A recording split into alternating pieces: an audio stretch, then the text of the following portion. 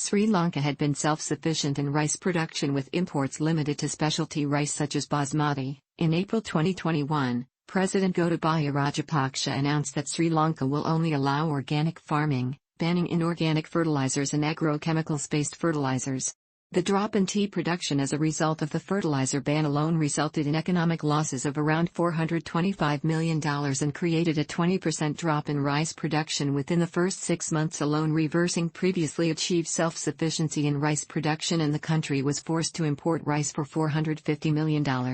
The situation in the tea industry was described as critical, with farming under the organic program being described as 10 times more expensive and producing half of the yield by the farmers.The. The program was welcomed by its advisor Vandana Shiva, but it ignored criticism from the scientific and farming communities who warned about the possible collapse of farming, including a financial crisis due to devaluation of national currency, which pivoted around the tea industry.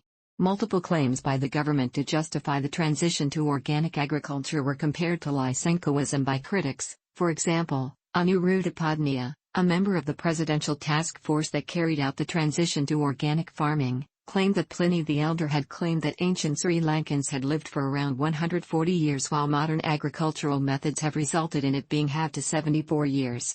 Both Padeniya and Gotabaya Rajapaksa has associated the use of chemical fertilizer with chronic kidney disease CKDu, but scientific research has pointed towards high hardness of water due to high mineral concentration, mainly of fluoride and magnesium of the water in areas with a high prevalence of CKDu combined with high heat as the most likely cause. The World Health Organization also doubted that chemical fertilizer use alone could cause CKDu. The banning of the trade of chemical fertilizers and pesticides produced a severe economic crisis, since the population expects to remain without income and without food.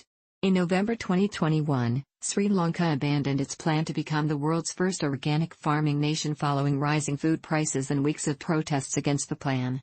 The government cancelled some measures, but importing urea remains banned. Sri Lanka is seeking to introduce peacetime rationing of essential goods. On May 29, 2022, the government stated that the Yala season cultivation would fail with a forecast of 50% of the maximum harvest and that the government cannot provide fertilizer to save the season while rice stocks in the country will only be sufficient until September.